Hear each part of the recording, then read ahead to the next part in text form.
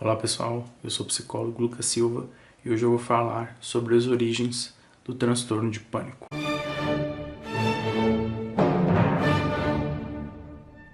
Um dos motivos desse vídeo ser um pouco mais explicativo tem a ver com o fato de que a minha proposta é que ele também seja uma psicoeducação. E como eu disse no vídeo anterior, a psicoeducação é uma das formas mais importantes, principalmente no início do tratamento do transtorno de pânico. Então, quanto mais o indivíduo sabe sobre o seu transtorno, não somente o indivíduo que tem transtorno de pânico saber sobre o transtorno de pânico, mas isso, na perspectiva da terapia cognitivo-comportamental, é uma parte fundamental no tratamento de cada transtorno, né? Quanto mais o indivíduo souber como ele deve funcionar diante de determinada condição mental, pode ajudá-lo a lidar com essa condição. Só retomando aqui, o transtorno de pânico, como eu já mencionei no vídeo anterior, é um transtorno de ansiedade caracterizado pela presença de ataques de pânico no indivíduo, ataques de pânico inesperados, recorrentes e que causam uma mudança importante no comportamento do indivíduo, justamente para evitar que esses ataques se repitam ou para evitar que ele esteja numa situação muito vulnerável quando eles ocorrerem. O primeiro passo para se entender a origem do transtorno de pânico é saber a diferença entre medo e ansiedade. O medo é uma resposta do nosso corpo ligada diretamente à percepção de perigo. Então, se o nosso organismo, por algum motivo, percebe que há um perigo à volta, o medo ele ocorre e isso desencadeia algumas respostas, principalmente fisiológicas do nosso corpo. Então, não coincidentemente, essas respostas são, digamos que as mesmas do ataque de pânico, né? Como, por exemplo, o ataque de pânico normalmente ele proporciona um batimento cardíaco acelerado e também um excesso de respiração, e isso influencia diretamente no que a gente chama de resposta luta-fuga. Essa resposta é uma resposta que o nosso organismo tem diante de uma situação de perigo e ela é um mecanismo de sobrevivência.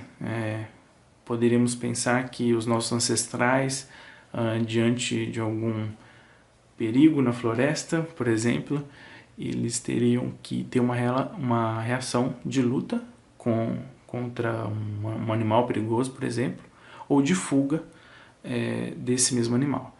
Então, qualquer que seja, digamos, a decisão do ser naquela hora, é importante que o organismo se prepare. Então, daí vem esses sintomas do ataque de pânico e também a forma como o corpo precisa reagir para sobreviver, né? Ou seja, o coração bater mais rápido, a respiração aumentar. Então, você imagina que você precisa de algumas dessas reações do seu corpo para que você consiga realmente correr, fugir ou realmente lutar, entrar em conflito com aquele perigo que está ali presente. Então, o medo ele tem uma relação direta com isso. Ele é digamos assim, uma forma de ativar tudo isso dentro do nosso corpo. Por outro lado, a ansiedade ela está ligada a uma antecipação de perigo. Então, pense que se o medo está ligado ao ataque de pânico, a ansiedade ela está ligada à forma como o indivíduo está fora do ataque de pânico, ou seja, é uma ansiedade que ela precede o ataque de pânico, porque o indivíduo muitas vezes, no caso do transtorno de pânico, entende que os ataques vêm, digamos assim, do nada. Então, esses ataques são um perigo e a ansiedade, ela é essa ansiedade de antecipação desse perigo.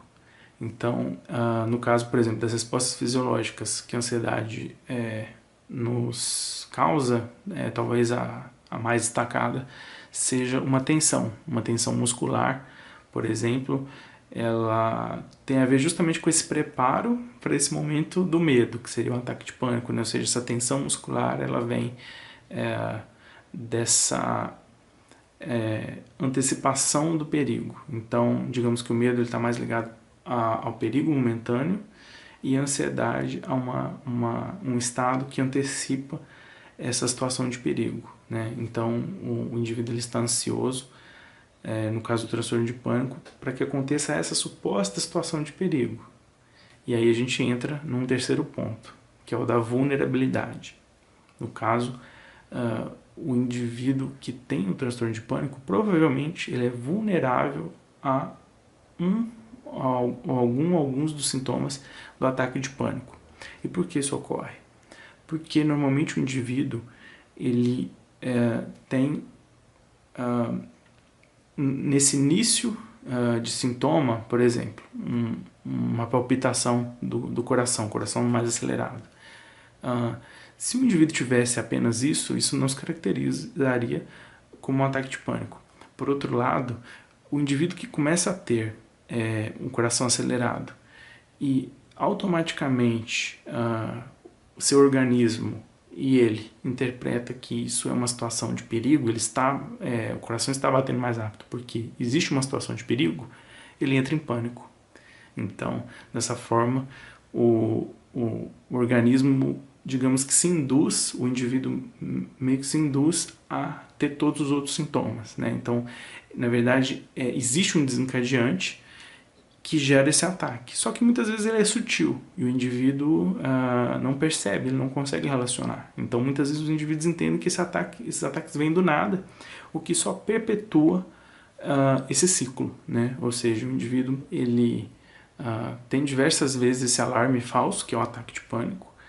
Ele não consegue entender que isso tem uma origem, então isso lhe causa mais ansiedade, ou seja, o fato dos ataques poderem vir do nada faz com que ele fique completamente inseguro e comece a evitar completamente algumas situações do seu cotidiano, situações em que ele fica sozinho ou situações em que ele está próximo de muita gente, algumas situações que ele pode pensar que está mais vulnerável quando tiver um ataque de pânico, por exemplo, ao volante ou pegando um transporte público, por exemplo. Então, saber sobre as origens do ataque de pânico é de extrema importância no tratamento para o transtorno de pânico. Bom, essa era a proposta do vídeo de hoje. Eu espero que o conteúdo dele tenha te ajudado a saber mais sobre transtorno de pânico.